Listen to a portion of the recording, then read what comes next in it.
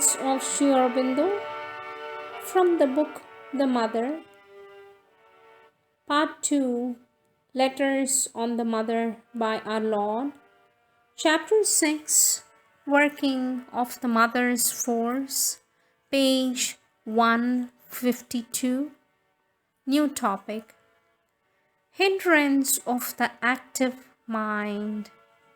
Question. My mind was trying to become conscious of the mother's thoughts and to receive them. Is this activity right? Sri Aurobindo says it is not altogether the way. If the mind is inactive, it is more difficult to become aware of what the mother is bringing. It is not thoughts she brings, but the higher light, force, etc. Date 22nd March 1933. Question. Today I felt the mother filling my head with her light. Was I imagining things or did she really do so? Sri Aurobindo says she does it every time. Only today you not only received but were consciously receptive. Date 8th May 1933. Next topic, understanding of the action of the mother's force. Question. Is it always necessary for us to understand what the mother's force is doing in us for the progress of our yoga? Sri Aurobindo says, plenty of people progress rapidly without understanding what the force is doing. They simply observe and describe and say, I leave all to the mother. Eventually, knowledge and understanding come. Date 17th July 1933. Question. With reference to the mother, you once said, ask for the consciousness of her force. Does it mean that I should aspire to know about her force? Sri Aurobindo says, yes, not with the mind only, but to feel it and see it with the inner experience. Date 18th June 1933. Question. Suppose I am in a fix and call down the mother's force which is above me. Now, how am I to know whether or not it has descended? Sri Aurobindo says, by feeling it or the result. Date 26th June 1933. Question. Grant that it has descended and I have started doing my lessons. Could I then order it to guard me from outer influences and simultaneously keep me in complete touch with the mother even when my mind is occupied in some other work? Sri Aurobindo says, you can't order anything to the mother's force.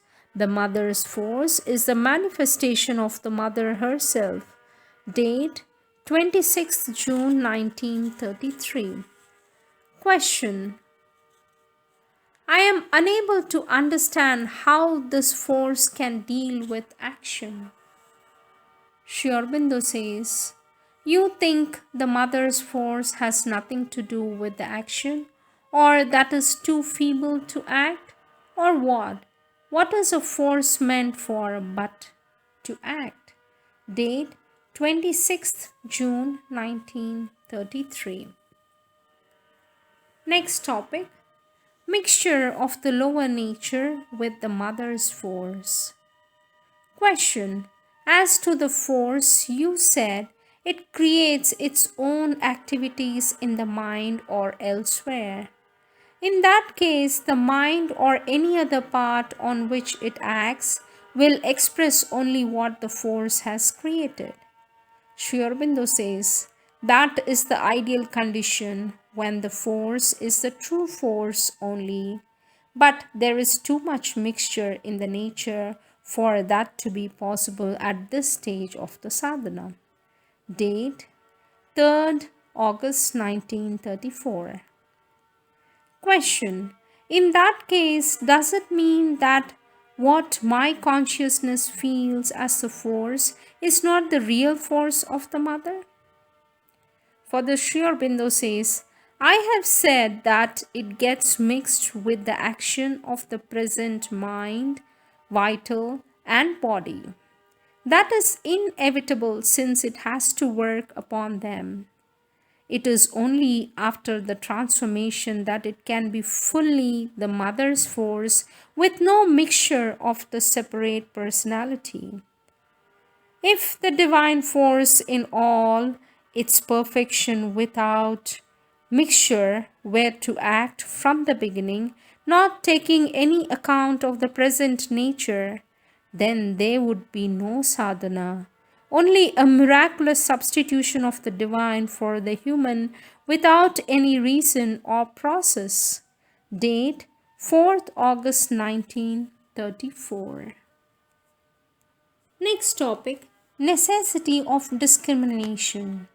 Sri Aurobindo says it is dangerous to think of giving up all barrier of discrimination and defense against what is trying to descend upon you. Have you thought what this would mean if what is descending is something not in consonance with the divine truth, perhaps even adverse? An adverse power would ask no better condition for getting control over the seeker. It is only the mother's force and the divine truth that one should admit without barriers.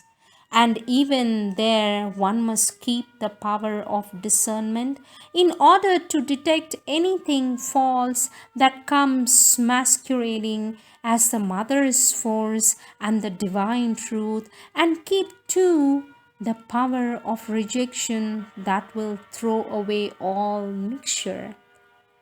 Keep faith in your spiritual destiny, draw back from error, and open more the psychic being to the direct guidance of the Mother's light and power. If the central will is sincere, each recognition of a mistake can become a stepping stone to a truer moment and a higher progress.